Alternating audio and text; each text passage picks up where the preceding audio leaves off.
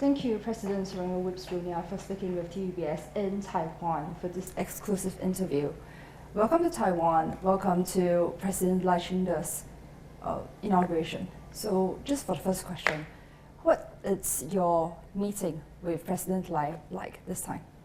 Well, Ms. Liu, as you know, President Lai came to visit us in Palau in November of 22. And really, meeting President Lai again is just like meeting a brother.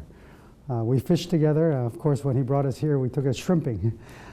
He's a much better fisherman than I, though, but it was, it's like brothers meeting and really discussing challenges that we have and how we can work together. But really, the last few days here has been really great. It's been an opportunity to really see the tremendous progress that Taiwan has made, and really look forward to continued growth and success, and the focus on people. And I really congratulate him and Vice President Chow on their new government, and really we look forward to great things happening in the next few years. We listened to Lai's inauguration address where he mentioned that the Republic of China and People's Republic of China are not subordinate of each other. What was in your mind then when you heard this line? We all believe that countries and people should have the right to choose their own sovereignty, their own direction of what they want to do. And I think that's so important that the 23 million people in Taiwan have the right to choose, have the right to be independent.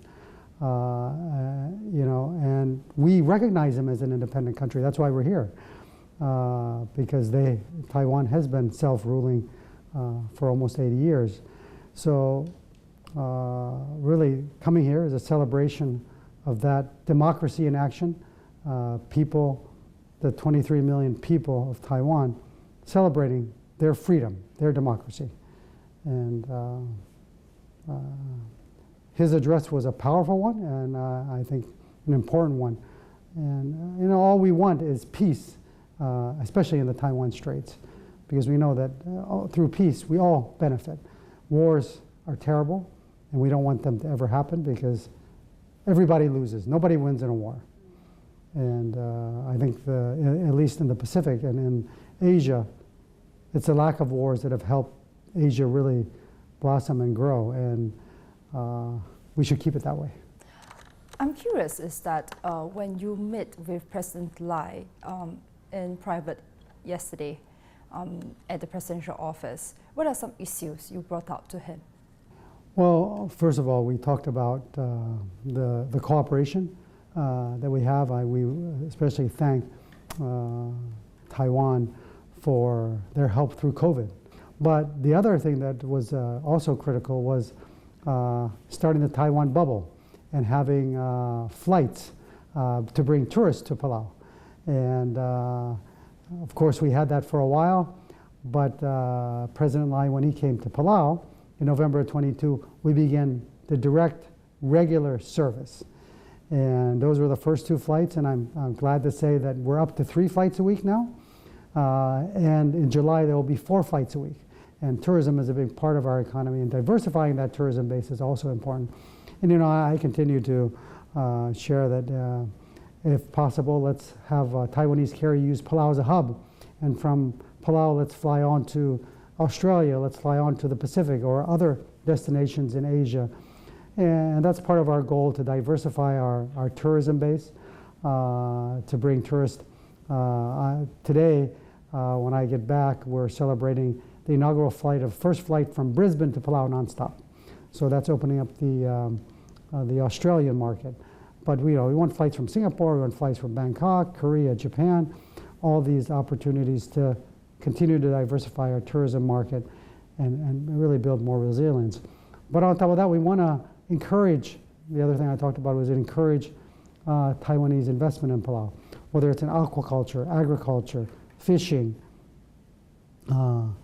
finance, and think about, maybe building a Taiwanese university in Palau, or I'm thinking outside the box, or let's have healthcare facilities in Palau. These are, I think, opportunities that as close partners, as family, I want to encourage Taiwan investors to look at Palau and look at the opportunities there and see how we can work together. Also, opportunities to work together on renewable energy.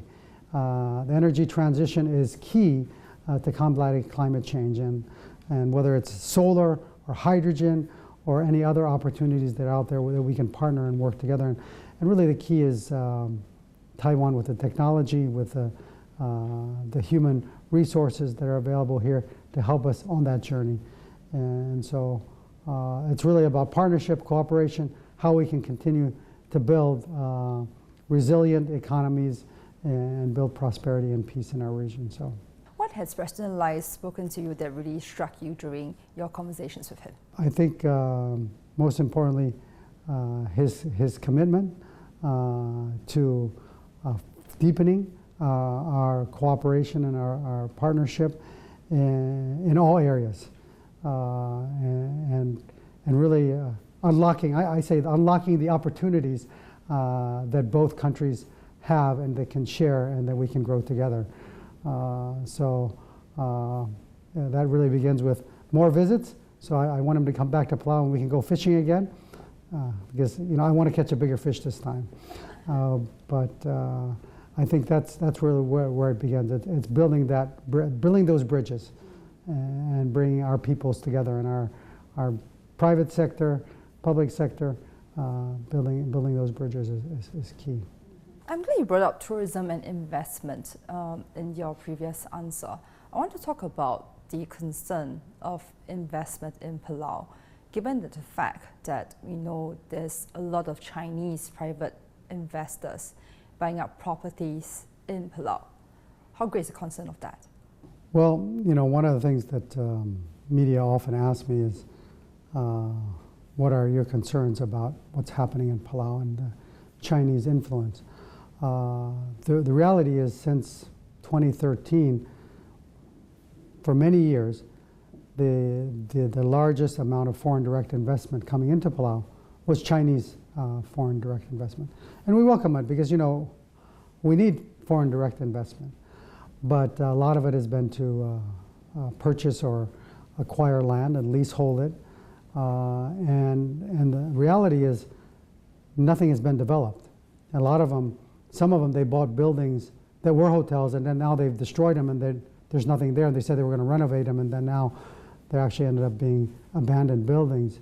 So it is disturbing, because really you want direct investment to come in and really help grow the economy.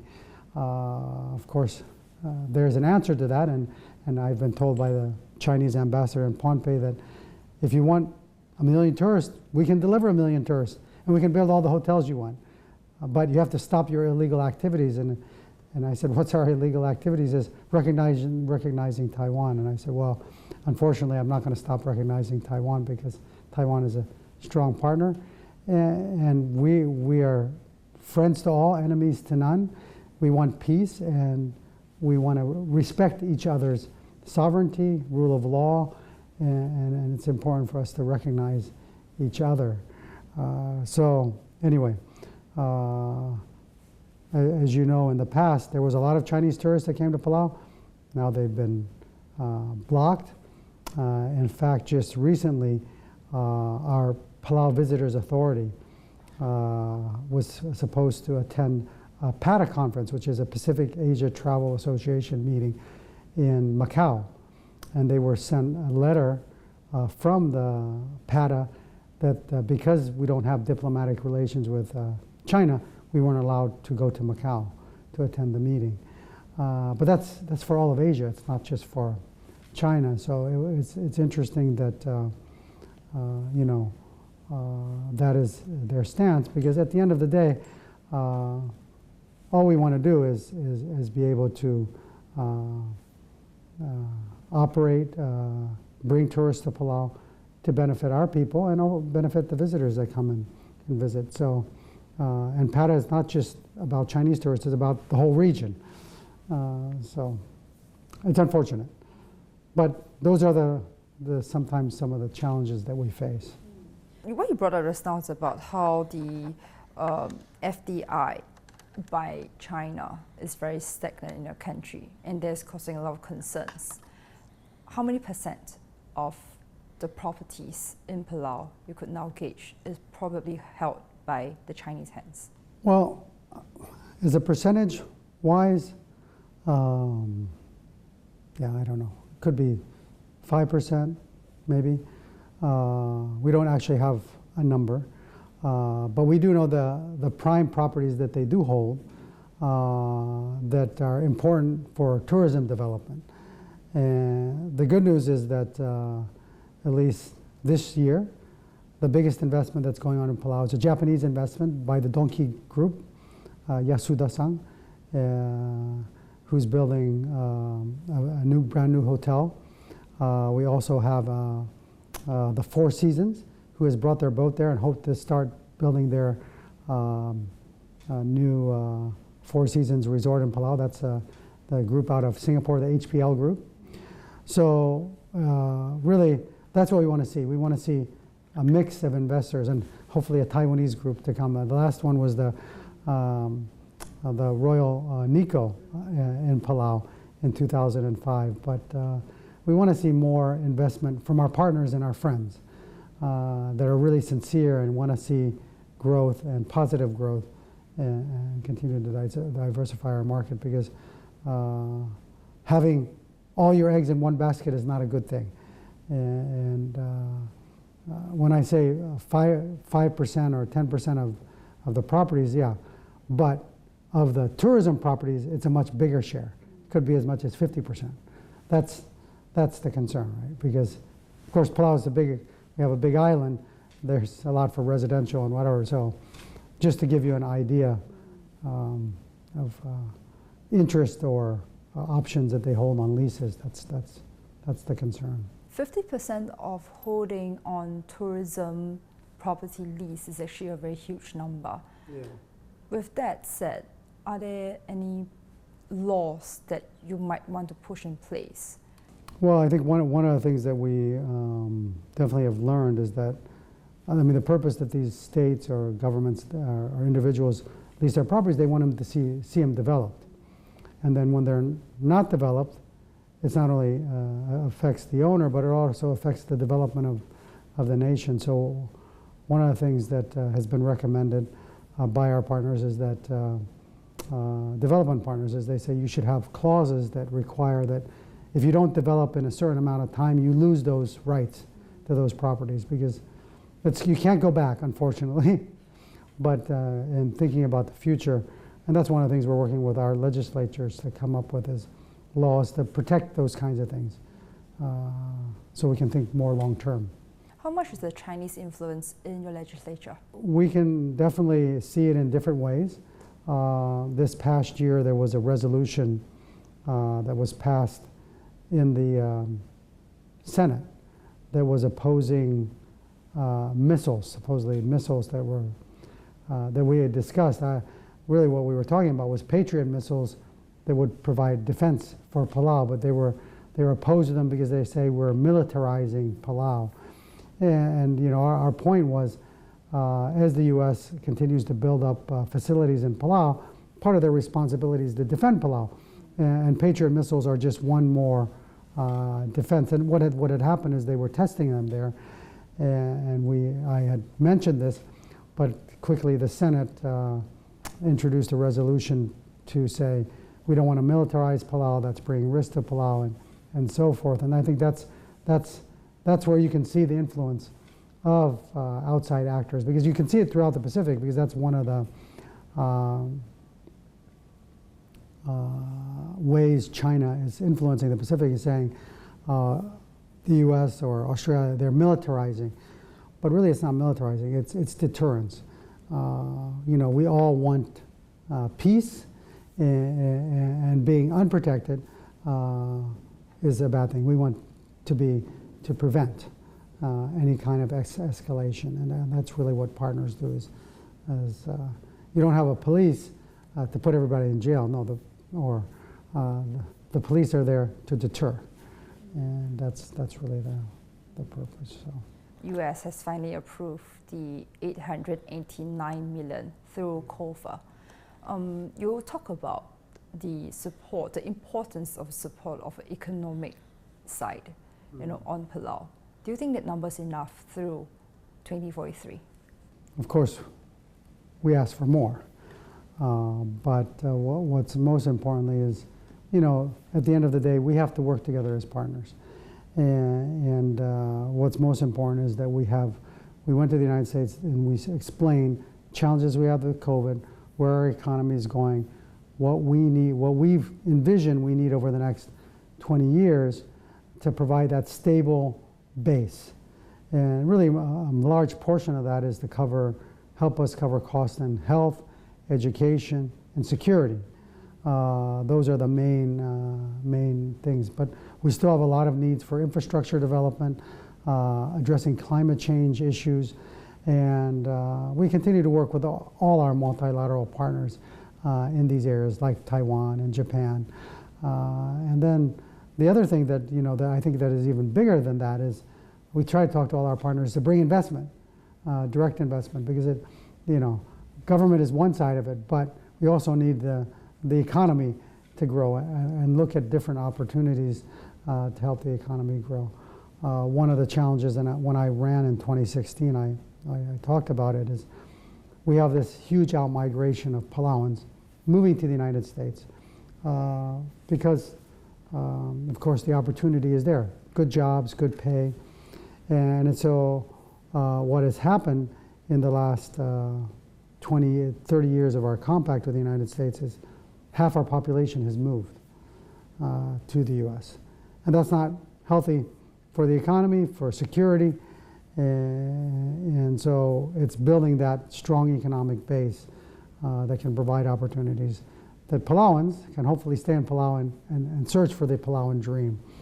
That's why my father came back home, because he always felt that it's about nation building and about creating opportunities at home. And that's what we want to be able to do. I think that'll only promote a stronger Palau, a more secure Palau, and a secure Palau is secure for the region. So it definitely will mean less influence by other actors in Palau. I'm curious about how do you think that the balancing of U.S. support and increasing Chinese influence and the fact that you are trying to thread a very thin line and saying no to the opportunities offered by the Chinese, how do you think that will resonate with ordinary Palauan citizens?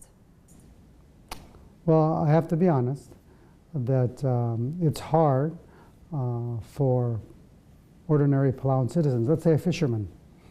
At the peak of Chinese tourism into Palau in 2016, one coconut crab sold for $800, right? And if you're a fisherman and you see that many tourists coming into Palau, the question you ask is, what is wrong with that? If I'm a fisherman, I want to sell my crabs for the highest value I can get, and that means more demand. So, yes, if I have a boat, I want to make sure my boat is rented out. If I have a house, I want it rented out. I want my hotel full. These are all challenges that we have, and that's why to counter that, I've really been trying to promote, we need to get a diversified tourism base. That's why it starts with airlines, having the connectivity to the right destinations to bring other tourists to Palau, getting other investors to invest in Palau. These all help in providing those opportunities that maybe we might want. But one thing that we did learn is that quickly, yes, those tourists came in, but quickly you also saw the development of how the Chinese come in and dominate everything. So they end up bringing their own tour companies, their own boats, their buses, and then it becomes a closed circle that really Palauans don't get to participate in. So even with that short time, I think Palauans learned that, yeah, over-tourism could also be very damaging, and what is the ultimate benefit to the Palauan people? yes, there's some short-term gains, but we also have to look about the long-term impacts. And the other thing that we saw was less care for the environment. We had incidents of some of the Chinese hotels buying protected species of fish, the bumphead parrotfish and the Napoleon wrasse, things like that, just because of the demand. Some clams that were in a preserve were harvested just because there was so much demand for clam meat. They ended up poaching. So those are the trade-offs. We see all this tourism and we think it's great, but we also need people that respect the law, care about the environment, because we want sustainable tourism. We want it to be able to last and that we can continue to all benefit from it. And so I think it was a good learning lesson for Palau, and really after COVID, our opportunity is how to build back better, how to diversify and build a more sustainable model that we bring people in that really care about paradise and want to take care of paradise. I want to move into Palau local elections. You are facing the presidential election in less than half a year, and you are also facing a contender who is your predecessor. So what do you think put you might be a better position or to rally better incentives for Palau citizens as compared to him? Well, I think this is really a generational thing, or a change in really how we see the government in Palau being run. I ran on the platform that our focus must be on people. Our focus, the government must most importantly figure out how that the Palauan people become first in whatever policy that we do. And I share that because one of the major challenges that Palau has had over the years is we don't collect enough revenue through our tax base to take care of the needs that we need to grow our economy and take care of the services that our people provide. So one of the big issues that was done immediately when we got into office was tax reform. And it'll probably be the major issue in this election. It's something that we've talked about since 1997, and my predecessor has been president and minister of finance for 24 years since we became independent. So a large part of that. And IMF, World Bank, all these people have recommended you need to reform your tax system. But it never happened because the political will wasn't there. Of course, we've reformed our tax system. People say, well, it's not fair, it's not working. Let's go back. But actually, the current tax system that we have is more equitable. It helps the lowest income earners. It's targeted to lift the lowest people up. And we have a saying in Palau, it actually goes to, it's fertilizing the roots, not the top of the tree, but the roots. And that's really what it should all be about, is a government should be set up, a tax system is all about redistribution of wealth. And it's to bring the lowest earners, to take care of our elderly, our disadvantaged, and to bring them up. So that's I think one of the major policy changes that we've brought in. The other thing is, we've made a lot of changes in education, everything from online high schools to what is it called? Electronic grade books, electronic reading programs, introducing kindergarten, putting a year-round school calendar in place. These are all major changes that hadn't happened, and they've caused maybe some disruption, but I think the people are beginning to see the results, and that's really what it is. Because at the end of the day, and what I told the principals when we first began this disruption was, they said, can we wait and implement one program a year? And I said, but our students cannot wait that long. We are here for our children. It's not going to be perfect, but let's try our best. And I'm so proud of the teachers and the principals for taking that step and being able to do that.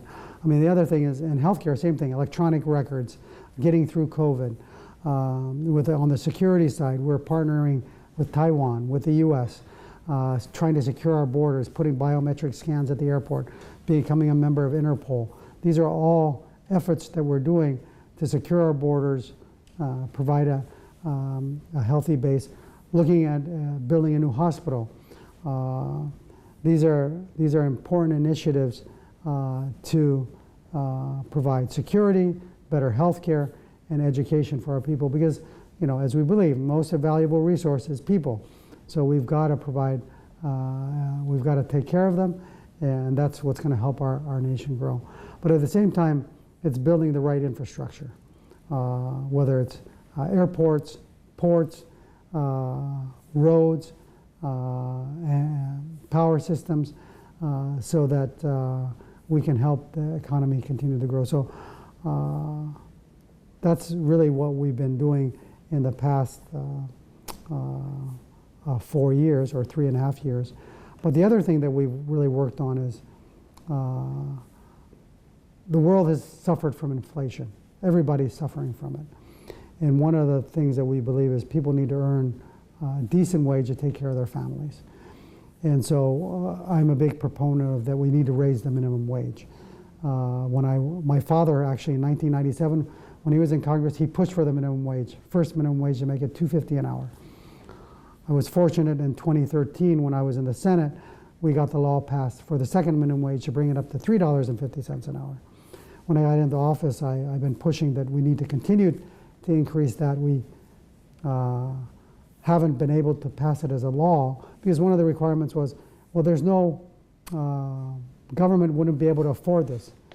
So just to give you a background, we cut the budget because of COVID, but we were still able to raise wages $60 per pay period, because there's 26 pay periods a year, or 75 cents an hour, to bring it to $4.25 in 23.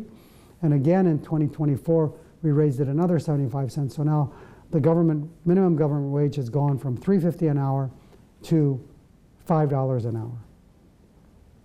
And we're pushing for that also in the private sector, because we know that the cost of living has gone up because of the rise in price of fuel, climate change issues, of course the wars are causing all these things, and supply chain issues that were started by COVID.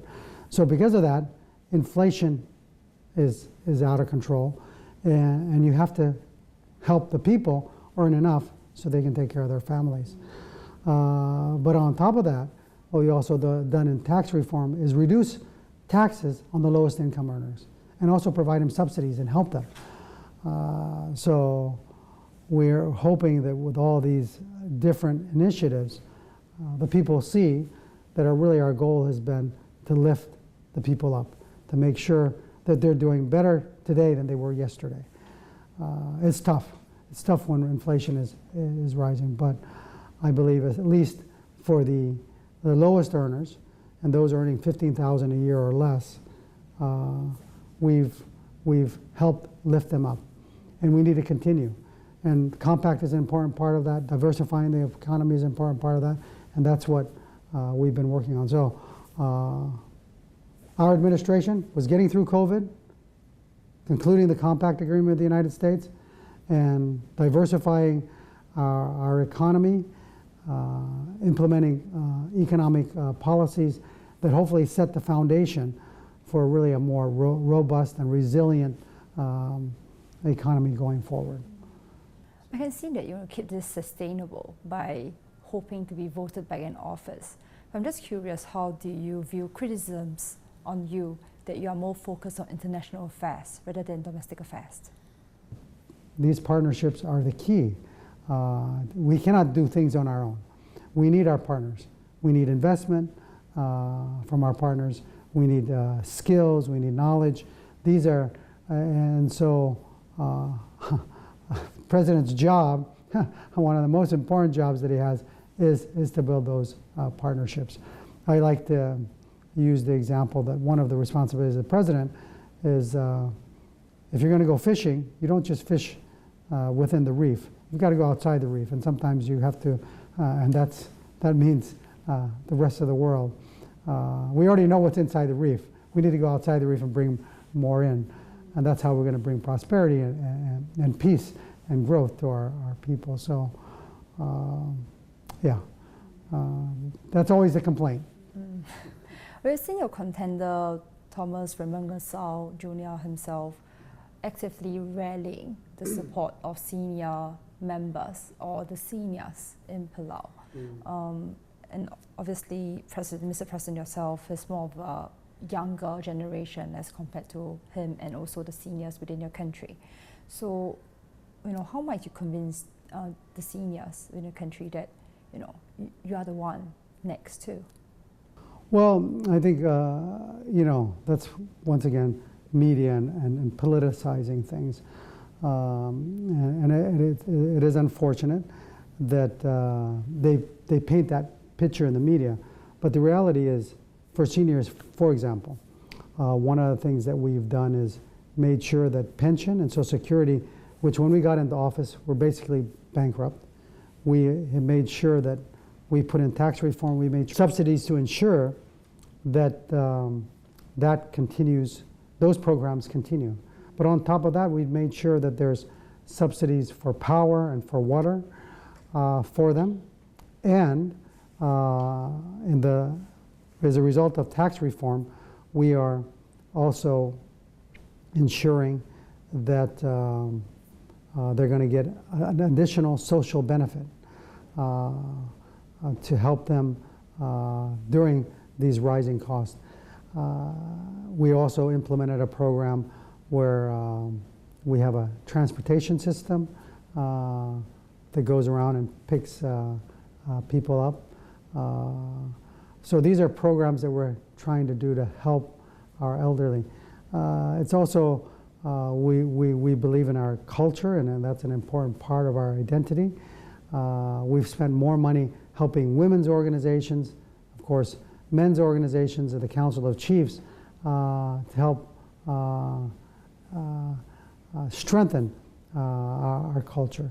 So, of course, that's his message, but I think it's not the reality of what we've been doing. We've been doing more, and we've been doing more in making sure that they get more benefits, their children get more benefits, and all these things. So, yeah, it's politics. If you do get re-elected, what would the next 4 years like, you think, on your relations between Palau and Taiwan? President Lai is a great friend, brother, and I really look forward to working with him on all kinds of opportunities, transforming transportation systems, renewable energy, and continue to, like I said, bring our two countries closer together, and hopefully investors in all areas, healthcare, education. I think there's opportunities there, and we want to work with our friends and partners to build that. There's a very interesting selfie that we saw that the new Foreign Minister of Taiwan, Lin Jialong, actually took with you and also the Paraguay President himself. It was a very cute selfie. So how was your interaction with the new Foreign Minister like? Looking forward to working with him. And of course he was with President Chai as Secretary General, and he's very familiar with Palau and very familiar with getting China Airlines to start the 2 flights to Palau. So it's good to have a friend that understands, and I can see great things happening in the next few years to further bring us together. The last part of the interview, I want to move slightly back to the U.S. and Palau relations. We also saw that this U.S. Coast Guard training and working with the Palau side also to increase security. So may I know what more, or whether you could actually share as much as you could on camera, how would actually be, do you expect U.S. security commitment to Palau would be like? Well, under the compact, the United States, as they say, it treats Palau as part of the homeland. That means, Guam, a territory, and Palau is treated the same. So the Coast Guard is responsible to come out and also patrol our waters. We have shipwrighter agreements with them, so now they can board ships that was signed last year in August. The U.S. has said they're going to send more vessels to Guam and to our region because, as you may know, we've had during my term as president, 4 Chinese research vessels come into our EEZ and conduct research activities without our permission. And of course, this is concerning to us. It's really a violation of our sovereignty and really not respecting the rule of law. And so having additional capability, besides the IUU, because the last IUU that we caught was also Chinese fishing vessel within our reef. So we do need support. We have 2 vessels in Palau, but having the Coast Guard or the U.S. Navy on our side and being able to help us defend and protect our borders is critical. What you might be trying to say is that not only there might be economic pressure, but there may be security concerns from China on Palau. And in that sense, is there a message you really do want to say to the world? Yeah, like I said, in the Philippines, they're obviously not following the World Court, what The Hague has said, and then now we're in the other side of the Philippines, and we're also not respecting our EEZs, our boundaries, and I think that's really the concern that small nations like us have, and that's why it's important that the United States, under our compact, lives up to its obligations to protect and provide the security that they said they're going to provide. So we've, of course, been in talks with the United States to ensure that that communication and that response improves. We're doing much more on surveillance, working with the U.S. To make sure that our borders are better secured, our EEZ, so we're tracking vessels, seeing what they're doing, and hopefully we will intercept them next time that happens, and we're going to be prepared. So I think that's what we're looking forward to building with the United States is, just have everybody follow the rules. If everybody follows the rules, no problem, right? Thank you, Mr. President, for speaking with TVBS. Well, thank you so much for the time. It's always great to share about Palau, and we hope that you come next time and interview us in Palau. Yes, definitely. Thank you. Thank you so much. 想看最完整的新闻内容，记得下载 TVBS 新闻网 APP。